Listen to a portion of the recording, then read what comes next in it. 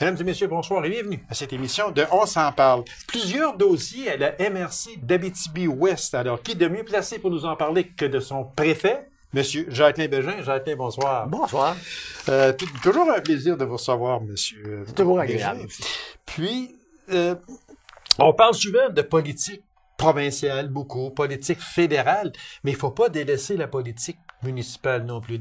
Souvent, les gens ont peut-être un peu tendance à dire « Oh, politique municipale, bon, on n'en sait pas trop, on n'est pas des fois pas trop intéressé. » Mais il y a des dossiers qui sont d'une extrême importance. Il ne faut jamais oublier que c'est le gouvernement qui est le plus proche du citoyen. Hein? Ah, et voilà. Le citoyen vient nous voir directement, donc il faut les tenir informés. Est-ce que c'est normal que une municipalité, peu importe laquelle, une municipalité qui a un ou des gros projets, assez souvent va passer, est-ce que assez souvent ça va passer par la MRC ou ça a plus de poids qu'un simple conseil municipal? C'est sûr, et je n'ai rien contre un conseil municipal, sauf que la MRC est peut-être plus pesante, si on peut s'exprimer ainsi, comme porteuse de dossiers, ou bien non, si... C'est certain qu'avec la MRC, tu deviens territorial. Tu représentes tout ton territoire. Mais souvent, c'est que les dossiers sont associés au MRC. Ah, okay. Donc, c'est des mandats qui sont confiés directement au MRC. Donc, c'est pour avoir peut-être probablement plus de stratégie sur le territoire, puis être cohérent. Plus de poids aussi. Plus de poids. C'est normal que quand on est tous ensemble, c'est normal. Comme on va plus loin. Vous représentez 31 municipalités. 21 municipalités. Donc, ça a sûrement plus de poids. C'est certain. C'est certain. Vous verrez que, je leur ai dit, là, j'ai rien contre un conseil municipal. Non, mais c'est important aussi. C'est très important, mais sauf qu'on sait que la MRC, elle est porteuse aussi de dossiers, puis il faut le dire aussi, peut-être avec un petit peu plus de poids. Les projets culturels en Abitibi-Ouest pourront être financés par la MRC. Expliquez-nous votre programme, mettons, de soutien financier aux projets culturels. C'est quoi exactement? Il faut comprendre. Il faut comprendre. C'est nouveau pour la MRC. Il faut comprendre que la Ville de La Sarre avait antérieurement des ententes avec le ministère de la Culture. Donc, la Ville de La Sarre a reconduit cette entente et nous, on s'est intégrés avec la Ville de La Sarre suite à un partenariat qu'on a fait avec eux. La Ville de La Sarre avait déjà une excellente expertise. Donc, nous, on était très fiers de s'associer avec eux, ce qui fait en sorte qu'on rouvre maintenant le programme à toutes les municipalités de l'Abitibi-Ouest. Donc, c'est très intéressant pour pour les gens en culture. Donc, c'est si je comprends bien, ça veut dire que la MRC, avant, était aussi dans des projets culturels? Non, c'est ça. Là. Elle n'était pas là. Mais la Ville de La Sarre était porteuse de ces dossiers. Donc, vous êtes collé sur la Ville de La Sarre pour avoir plus d'expérience. Et maintenant, est-ce qu'on peut dire que c'est la MRC qui est porteuse de ces dossiers? C'est la Ville de La Sarre encore. Nous, on a pris une entente avec la Ville de La Sarre pour que tout le territoire soit inclus. Donc, c'est une entente de 2018 à 2020 avec le ministère de la Culture et la Ville de La Sarre, auquel on a intégré tout le territoire. Fait que ça veut dire que... heureux de cette oui, c'est sûr. Fait que ça veut dire que maintenant, tout ça touche aux 21 municipalités. Exactement. Donc, tous des beaux projets qui peuvent venir en culture. Est-ce que ça donne plus... ça doit donner plus de poids, parce que je reviens tout le temps avec cette prononciation-là, si vous me permettez, mais ça donne plus de poids encore comme porteuse de dossiers, la MRC. Plus de poids. C'est quand même la Ville de La Sarre qui est maître de dossier. C'est ça, parce qu'ils ont d'excellents employés qui œuvrent en culture. Donc, nous, associés à eux, là, on peut agrandir ça à tout notre territoire. On est vraiment contents. OK. Parce que ça s'adresse à qui exactement? Parce qu'ici, là, dans mes notes, j'ai que ça s'adresserait au OSLB. C'est ça, un organisme sans but lucratif, aux municipalités et aux écoles de la commission scolaire. Exactement. Tous les projets qui sont culturels. Dans plusieurs municipalités, on a des comités de la culture. Donc, c'est eux, on doit, puis Donc, il faut vraiment œuvrer avec une mission culturelle. Okay. Et là, ils peuvent développer des projets et déposer. Quand on parle de projets, ça couvre quoi exactement? Ben, tout type de projet culturel. Donc, c'est large. C'est large. Oui, large. Donc, tous nos artistes sont admissibles aussi. Donc, c'est vraiment intéressant. Si une personne veut en bénéficier ou un organisme, ça s'adresse à qui maintenant? On s'adresse à qui? OK, on peut aller sur le site de la Ville de la Sarre. Et dans la section programme d'aide, on trouve le document facilement et on complète et on transmet. On parle d'un montant maximum par projet de 4 000 $, 75 du coût total du projet. Des dépenses admissibles. Des dépenses admissibles. C'est quand même un montant assez raisonnable. Oui, c'est fun, c'est plaisant. Comme je vous dis, ça fait naître beaucoup de beaux projets culturels. Très content. Maintenant, un coup que c'est en fonction, on a demandé un projet, peu importe qui, là, a demandé un projet, qui va évaluer ce projet-là, puis les principaux critères, c'est quoi, je veux dire, dans le sens que qui va dire oui, qui va dire non, c'est toujours la Ville? Ben, c'est la Ville. Ils ont un comité d'analyse de projet auquel je crois qu'on a aussi un agent de développement qui participe avec ceux de la Ville de la Sarre. Donc, c'est évalué et après, c'est soumis au conseil pour approbation, puis les subventions sont accordées. Alors, puis ici, on marquait que pour plus d'infos, on peut demander Mme Sophie Ouellet. Oui, à la Ville. Exactement. À la Ville de la Sarre. Alors, c'est un beau projet. Ce sont des projets culturels très en Abitibi-Ouest. Ça roule plus large. Avant, on était... Oui, mais c'est ça que je voulais justement en venir. Là. À la place de s'en aller peut-être de même, là, on s'en va comme ça. Il y avait à la Sarre qui avait des projets culturels, mais dans d'autres municipalités, il y en avait à quelques endroits, mais là, on vient de l'ouvrir, donc... On va voir émerger plusieurs projets, donc c'est bien intéressant. Fait qu'on vient d'ouvrir la porte à 21 municipalités. Exactement. C'est ça. Puis, dans un sens assez large du mot. Oui. Et on intègre la culture à notre développement. C'est très c'est important. C'est vraiment important. Monsieur le préfet, dernièrement, vous vous êtes joint à la Commission permanente de l'énergie et des ressources naturelles. Oui. Quelle est cette commission? C'est une commission qui est permanente, comme on dit, à la Fédération québécoise des municipalités. C'est une commission qui traite tous les enjeux de forêt, les hydrocarbures, ici on a moins, mais forêt, mines, donc tout ce qui est ressources naturelles et l'énergie. Donc on parle de éolien, les petits barrages, les petites centrales hydroélectriques et la biomasse aussi. Donc on touche à beaucoup de sujets. Fait que c'était une commission auquel nous, en Abitibi-Témiscamingue, on est beaucoup au niveau des ressources naturelles. Oui, donc, on va être capable au moins d'apporter nos couleurs. C'est sûr que c'est des dossiers qui sont provinciaux. Oui, exactement. Mais on peut quand même apporter la couleur de l'Abitibi-Témiscamingue et particulièrement de chez nous aussi, en Abitibi-Ouest. On sait que chez nous, en Abitibi-Témiscamingue, est-ce qu'on peut dire que les mines sont plus éco-responsables? Ben, moi, je crois que oui. Parce que j'ai vu beaucoup de projets auxquels on consulte beaucoup les citoyens maintenant et les municipalités. Et c'est très, très important. Donc, ça fait des projets qui ont une acceptabilité sociale plus importante. Donc, à partir de ce moment-là, c'est toujours plus facile pour une entreprise de démarrer. Donc, je pense que c'est très important de créer ces liens-là.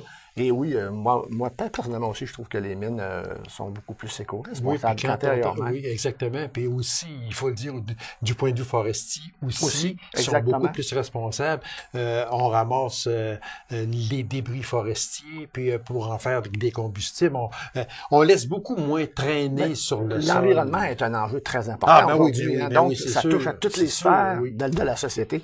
Donc, aussi pour les entreprises. Donc, on a vu des grands changements, puis c'est des beaux changements. Donc, moi, je trouve ça que c'est bien. Il était pas rare, il y a juste une décennie passée, qu'on s'en allait en forêt, puis on avait bûché à tel et tel endroit, puis il y avait encore toutes sortes d'arbres morts qui étaient là, des arbres qui étaient abattus, non ramassés, pour quelque raison que ce soit. Aujourd'hui, on en voit de moins en moins. Et puis, bravo aussi. Oui, moi, si je vous demandais, comment c'est arrivé que vous vous êtes joint à cette commission-là? Est-ce que c'est sur invitation? Oui, c'est sur invitation surtout. OK. Il y a plusieurs commissions permanentes. Je pense qu'il y en a 5 ou 6. Donc, on m'a demandé de me joindre à celle-ci. Donc, j'étais bien heureux parce que je trouvais que c'était des enjeux qui sont importants pour notre territoire. Oui, exactement. Au niveau de la forêt, des mines. Puis là, on parle d'une commission qui est provinciale. Oui, c'est provincial. On est 11 membres. OK, oui. Donc, OK. 11 membres qui viennent d'un peu partout. De la Fédération, oui. Oui, c'est au niveau du conseil d'administration de la Fédération québécoise des municipalités, on a 43 membres qui sont étalés partout dans chaque territoire. Nous, en Abitibi-Témiscamingue, c'est deux membres. Donc, c'est à partir de ces 43-là qu'on forme les commissions permanentes auxquelles se joignent nos permanents et aussi souvent des gens de l'Association des directeurs généraux du Québec. Fait que c'est quand même, c'est un comité qui est très important pour la survie de nos forêts. Être capable de donner nos couleurs au gouvernement quand il... Mais est-ce qu'une commission de même, M. Bégin, est-ce qu'elle est écoutée par le gouvernement? Oui. Parce que assez souvent, il faut faire attention à ce que l'on dit, là, mais on entend quelquefois dire, on a fait une commission, on a fait un beau gros rapport, tabletté, on passe à d'autres choses. Mais est-ce que vous sentez que vous êtes écouté par le gouvernement? Oui, parce qu'il faut se rappeler que c'est pas une commission qui disparaît après un... Oui, mais c'est ça, exactement. Ils sont toujours là. Donc, tous les mémoires sortent en gros de la commission et qui est adopté par le conseil d'administration. Donc, le gouvernement sait que les municipalités membres de la FQM, ils savent ce qui se passe là-dedans. Donc, oui, parce que, comme vous dites, ce n'est pas une commission qui est fondée sur un sujet donné qui dure 1 an ou 2 ans. On met un beau gros rapport haut de même. Tiens, voilà, monsieur le président, monsieur le ministre, monsieur le premier ministre, peu importe, là. Voilà, ça, c'est le résultat de la commission X qui a porté. Exact. Et on vous demande d'y donner suite. Merci beaucoup, bravo. On met ça là, puis... Fini après ça. C'est pour ça que, exemple, provincialement, les hydrocarbures ont pris beaucoup d'ampleur au niveau des municipalités. Donc, c'est un dossier qui a été traité par la commission, qui est très importante et qui est suivi encore actuellement. La forêt également, avec toute... oui, exactement. C'est pour ça que... du bois d'œuvre. Donc, parce que les grands intérêts de l'Abitibi-Témiscamingue et de chez nous, en Abitibi-Ouest, ils sont nombreux. Oui. Puis ils sont sans fin quasiment. C'est exactement. Fait qu'il faut absolument protéger nos acquis. Ce que l'on a, c'est vraiment important. C'est une commission qui siège souvent. 3 fois par année. 3 fois par année. Ouais. Alors vous devez vous rendre dans la capitale pour siéger. Est-ce que ça fait partie, dans un sens, de la MRC, ou bien non, c'est complètement à part? Nous, comme MRC, on est membres. Comme les municipalités sont membres aussi. OK. Donc, non, c'est vraiment à part. Là, mais on donne beaucoup la Fédération donne beaucoup de soutien au MRC. Okay. Donc, non, c'est des collaborateurs. On collabore bien. Là, on peut dire que, véritablement, vous avez votre place sur cette commission. Oui, et puis, je sais que vous connaissant les rôles que vous jouez autant à la MRC que dans une commission comme ça, vous allez certainement avoir l'Abitibi-Ouest à l'œil, comme on dit, et surveiller les intérêts de l'Abitibi-Ouest. Félicitations d'ailleurs pour votre nomination. Un dossier qui est important. Les maires de l'Abitibi-Ouest donnent leur appui au cannabis médicinal. Oui. On sait que le cannabis sera légalisé au Canada quelque part durant l'été. On a lancé le 1er juillet, mais là, on le médicinal, il l'est, lui. Mais lui, il l'est, c'est ça, oui, exactement. Mais il y a quand même une gestion qui s'imposait, à savoir si la MRC devait aider à subventionner la culture du cannabis sur son territoire. C'est une grosse question, mais là, on parle du médicinal. Là, oui, du médicinal, parce que tant que l'autre ne sera pas... oui, l'autre, on parle durant l'été. Là. C'est qu'on n'avait pas... on n'avait jamais discuté de tel dossier, mais avec ce qui s'en vient, tout ça, on n'avait pas parlé, donc on trouvait important d'amener à la table des maires ce volet-là. Donc, on voulait voir si ce nouveau volet de développement, si on l'intégrait à notre vision de diversification économique ou non. Donc, c'est important de faire le débat parce qu'on ne se le cachera pas. Ça touche à nos valeurs. Oui, c'est sûr. Donc, c'est sûr. Mais on a regardé tous les deux côtés. Ça fait une diversification économique qui est quand même importante. Une diversification au niveau de l'agriculture aussi. C'est un créateur d'emplois immense. C'est des grosses entreprises. Donc, on a jugé que le volet, ça valait que c'est important que la MRC se penche là-dessus. Donc, ça va être intégré dans notre vision de développement. Vous avez eu droit à une présentation sur l'industrie actuelle du cannabis médicinal au Canada. C'était donné par qui? Et puis c'était présenté à la MRC? À la MRC, c'est notre service de développement. OK. Qui sont allés aux sources, qui sont allés chercher toutes les informations. Donc, on a eu droit à un portrait canadien d'où que les entreprises sont installées. Quelles sont les retombées, les impacts, le nombre d'emplois, les investissements nécessaires. C'est incroyable, les investissements que ça prend pour... C'est sûr. Donc, c'est des projets qui sont... c'est des gros projets. Ça, il y a la directrice générale de la MRC, Mme Breton, qui parle de diversification agricole et économique et aussi création d'emplois et investissements majeurs, vous en avez parlé un peu. C'est très important aussi. C'est vraiment important. C'est parce qu'on ne se le cachera pas. Ça a été un commentaire d'un maire quand on faisait le débat. Peu importe qu'on appuie ou non, cette marchandise-là va être sur notre territoire. Ah, ça, c'est sûr. Donc, c'est sûr. Est-ce qu'on peut en profiter au niveau des entreprises? On croit que s'il y a des promoteurs, oui. Donc, je pense que ça ne change rien à cet aspect-là de consommation. Donc, je pense que ça peut être bon. Puis on parle de création d'emplois et d'investissements majeurs également. C'est très majeur. Puis quand on sait chez nous, bien c'est... Et on sait que Santé Canada sont très restrictifs. C'est les règles pour avoir une entreprise de ça, c'est énorme, les exigences, et c'est long. Oui, j'aimerais qu'on en parle, justement. C'est pas n'importe qui va arriver, OK, moi, je m'implante, je veux ça.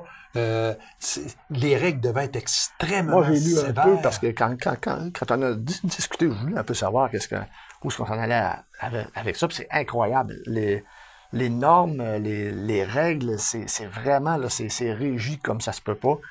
Avant de pouvoir produire, là, c'est quelque chose. Il faut que tout soit construit, qu'ils aient analysé les sites. Ils ont des exigences, là. C'est majeur, mais c'est correct. Oui, c'est ça, exactement. Parce qu'on parle tout le temps là, de médicinal. Tout le temps. C'est médicinal, c'est ça. C'est important là, de le dire là. On ne parle pas de la légalisation quelque part en juillet. Là. Ça, c'est un dossier. Mais lui, c'est un autre dossier. Exactement. Chaque maire avait droit de donner son opinion, son avis. On a fait le tour de chacun. Oui. Puis il y en a un qui était... Un ou deux, je te dirais, qui était plus sensible à cela. Puis il faut comprendre ça. C'est comme je vous disais, ça touche nos valeurs fondamentales. Hein. Vraiment, là, nos valeurs morales sont touchées. Oui. Donc, voir... Est-ce qu'on embarque dans un projet comme ça? Ben, pas dans un projet, mais dans une vision de développement. Est-ce qu'on va se soutenir? Donc, ça a été majoritaire. Parce qu'on le veuille ou non, ça ébranle les structures. Oui. Qu'on le veuille ou non, parce qu'on n'est pas habitué à ça. Là. Si on se rapporte à juste une décennie passée, on n'aurait pas parlé de ça. Mais là, comme on dit tout le temps, on est rendu là. J'imagine que ça a dû faire la même chose quand la boisson a été légalisée. J'imagine que ça a été un choc comme ça. C'est parce que là, on est rendu, comme on dit, là, puis on a des décisions à prendre, comme la MRC a une décision à prendre. Les maires, en majorité, se sont rangés avec le oui dans cette question-là. Oui. C'est qu'on va le voir comme un projet d'agriculture. Oui, j'aime ça, exactement. J'aime ça parce que c'est quand même ça aussi. Parce que c'est une culture. Oui, c'est une culture. Mais c'est parce que quand on parle de cannabis, là, c'est autre chose. Ouais. Parce que on a un petit peu de difficulté à mettre le mot médicinal au bout. On a de la difficulté à mettre le mot légal au bout de ça. Aussi, voilà. C'est là qu'on rentre en choc. Puis c'est parce que là, c'est sûr que plus tard, on parlera aussi de la nouvelle loi qui va rentrer en fonction. Ouais, on n'a pas les détails encore. Là, on n'a pas les détails, puis je ne veux pas non plus embarquer là-dedans, là, parce qu'il y a trop de manque actuellement. Le 1er juillet, mais là, on l'a reporté un peu, mais il reste quand même que beaucoup d'organismes, ne sont pas prêts. Ah ben, juste les municipalités, on veut réglementer, on veut que ce soit nous qui réglemente où ce que les gens vont avoir le droit d'en consommer. Ça va être encore une autre affaire. Est-ce qu'on va arriver dans les festivals, les gens vont être dehors, puis ils vont prendre des... C'est ça que les municipalités, nous, on demande au gouvernement, entre autres avec la Fédération québécoise des municipalités, on aurait mieux mémoire à ce sujet-là. C'est assez... c'est ça, c'est parce que là, vous soulevez un bon point, là, tu sais, puis même si on peut en parler un peu, là, moi, j'ai un petit peu de misère aussi avec ça. Dans la pause, on va prendre un bureau gouvernemental, disons, dans la pause, il y a des personnes qui vont aller dehors fumer une cigarette ordinaire, OK? Là, cette personne-là va aller fumer, disons, 2 joints, tiens, OK? Puis il va rentrer. Puis plus tard, il va aller en fumer peut-être 2 autres. On ne sait pas, là. Je dis ça de même, là. Sauf qu'on n'aura pas le choix d'avoir une certaine alimentation. On ne peut pas être dans un bureau, puis sortir dehors, puis aller prendre 2 bières, puis rentrer au... Voilà, oui, je voulais en venir là, exactement. Tu sais, là, donc, personne ne va aller s'asseoir sur une table à pique-nique, puis il va s'ouvrir 2 bières, puis il va prendre ça, puis il va retourner travailler. Non. Parce que son patron va... Mais par contre, si c'est 2 petits joints, ben là, son patron peut le regarder, il fume une cigarette. Ouais, mais il va falloir être vigilant là-dessus. C'est pour ça que je dis que c'est... En tout cas, je ne veux pas, là, comme on dit, trop embarquer dans le sujet, mais sauf qu'il y aura des réglementations qu'il va falloir qu'ils soient prises. Ça va être très important. Très. Puis qui va les faire appliquer, ça, c'est encore une autre affaire. Puis de donner les outils à nos corps policiers aussi. Oui, c'est ça, exactement, parce que apparemment, c'est pas tout à fait prêt encore. Non. Puis il y a un paquet de choses qui rentrent en ligne de compte. La neutralité de la MRC sur le choix des entreprises, qu'il va y avoir des entreprises qui vont peut-être être nommées pour ça. Ouais. Est-ce que la MRC, c'est elle qui va décider? C'est pas la MRC comme tel. On a un comité auquel il n'y a pas d'élus qui siègent. C'est de la société civile, comme on dit, mais c'est des gens qui sont habitués à une affaire. Donc, c'est un comité qui est complètement à part de la MRC et fait des recommandations. Et nous, comme élus, quand on accepte on accepte toujours leurs recommandations. C'est très rare qu'on se prononce contre, mais on n'a pas de nom de compagnie jamais. C'est un numéro de projet. Et voilà. C'est ça. Fait qu'on n'a pas les fins de détails, parce que souvent, c'est des plans d'affaires, c'est des... Ah, mon Dieu, oui. Donc, il ne faut pas que les élus soient près de ça pour ne pas être en conflit d'intérêt. Pour ne pas être en conflit, exactement. Pour pas, si c'est sur ton territoire, tu vas travailler des fois plus fort. Fait qu'il faut vraiment que ça soit mis à part, et qu'après ça, oui. Des recommandations sont données par ce comité-là à la MRC qui, elle, aura à prendre une décision. C'est via notre comité de développement. Fait que c'est un comité à part qu'on appelle le Fonds local d'investissement. Monsieur Bégin, conférence de M. Gilles Sainte-Croix, cofondateur du Cirque du Soleil.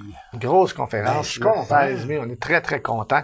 M. Sainte-Croix, c'est un homme qui a commencé avec des entreprises petites, puis il a grossi ça, puis cofondateur du Cirque du Soleil. Donc, il a accepté notre invitation et il va être en Abitibi-Ouest pour une conférence que j'invite les gens à assister à cette conférence. Ça va être c'est formidable. Ça va être le 16 de mai? Oui, c'est le 16 mai. Ça se passe à quel endroit? Ça va être à la salle Desjardins. OK. À la salle, c'est gratuit. OK. Vous pouvez aller chercher vos billets sur le site là, d'un billet à la ville de la salle.